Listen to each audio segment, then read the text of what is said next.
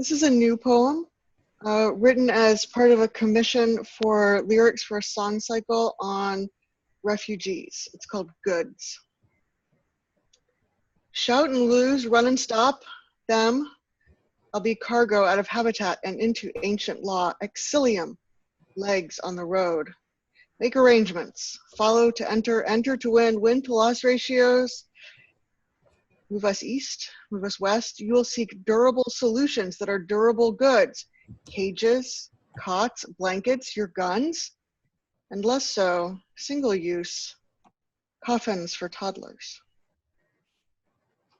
Thank you.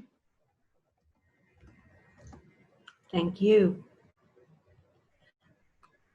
Anybody else?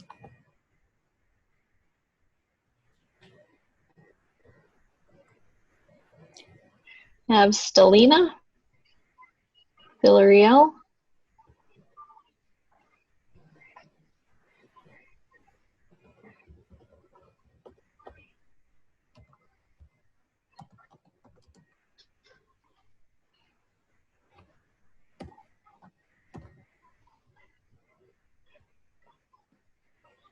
Okay.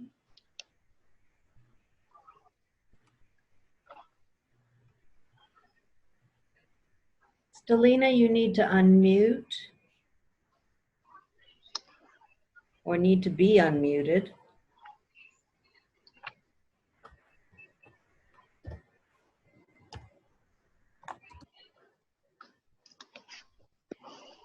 Can you unmute her, please, somebody? I'm unmuting. Yep.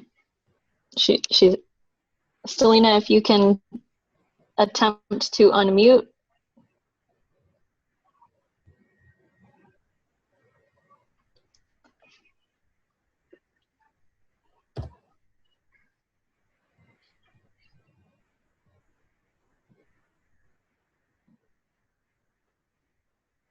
You should find the button at the bottom of your screen.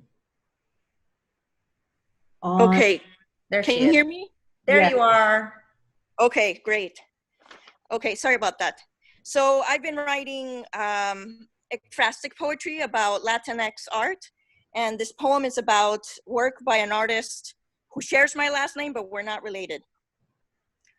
Okay, so this is called Luto in Protest.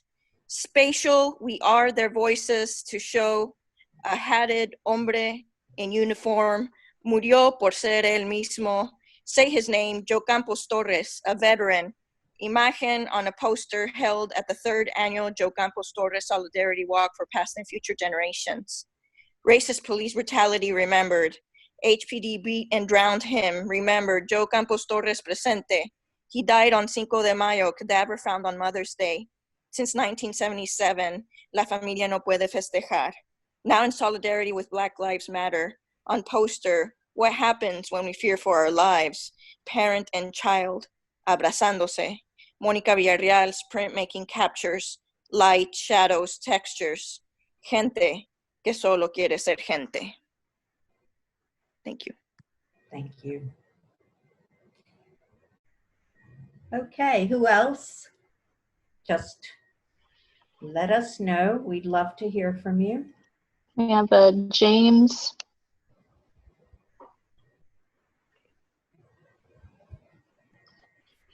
There we go.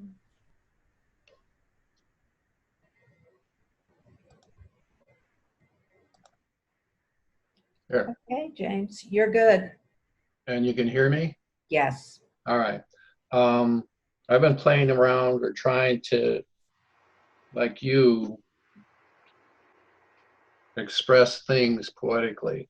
And I wrote this short, it's very short. I wrote this April 18th after watching farmers plow their crops back into the soil. It's called Mums Dying. They were actually flowers. The tractors start up, blue smoke rises. The worker begins his toil, raking flowers back into the soil. There's no need for them today, he claims. Coronavirus, that's what they say. As the child in a wedding leaves petals in the aisles, He leaves petals in his wake, while we leave our mums to wait their fates. Thank you. Thank you. Who's next? Who would like to read next? We have T. Miller. Thank you. This is Terry Jude Miller. I'm not going to turn on my camera if that's okay. Can you hear me? Yes. Okay. This poem is from my book, The Drawn Cat's Dream, which won the Catherine Case Loubet Manuscript Prize. It's titled Predecessor. It starts with a quote from Albert Camus. In the depth of winter, I finally learned that within me there lay an invincible summer. In the black garment of grief-filled days, smothered in the mouths of locusts and lunacy, I searched the candle's fading flame for invincibility's roaring fire, in hope of becoming tempered steel, unbreakable in battle. What I learn takes me half circle, and I find surrender is a genre of strength. The power of letting go is the secret of holding on. Darkness is not light's enemy, but only its predecessor. Thank you. Thank you.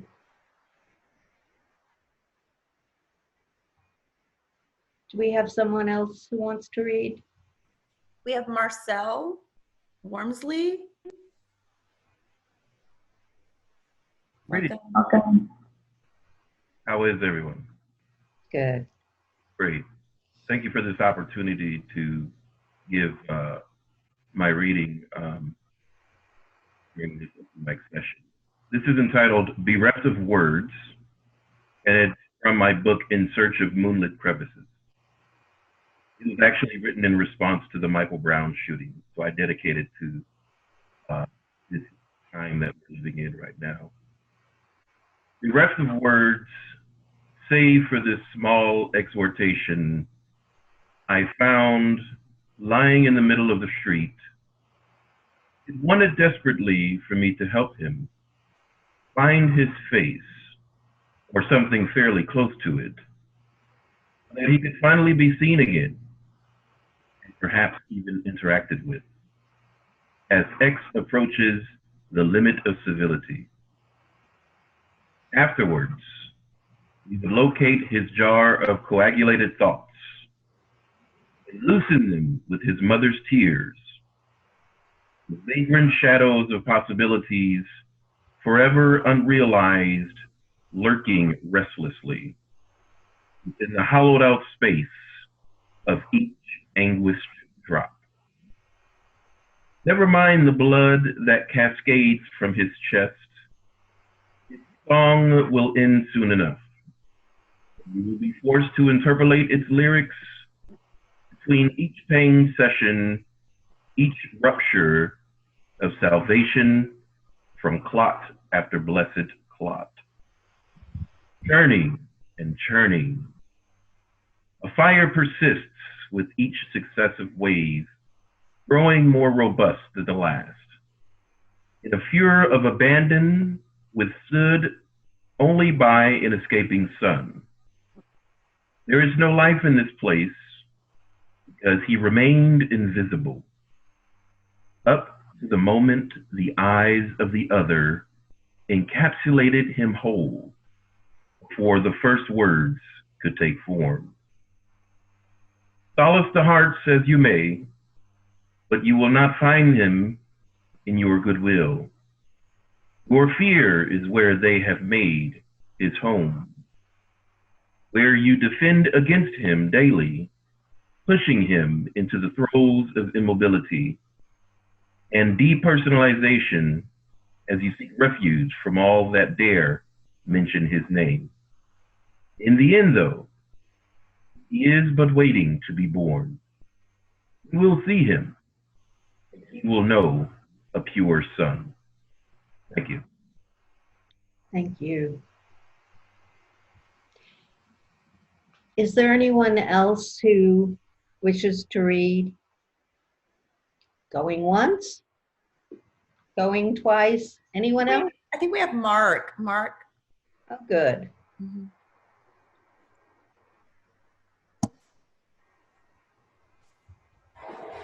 Can you see and hear me? Yes, You need to raise your head a little bit up on the screen. there you go. That's it. Yeah. Thank you. This one I wrote recently is called Unmasked Eyes.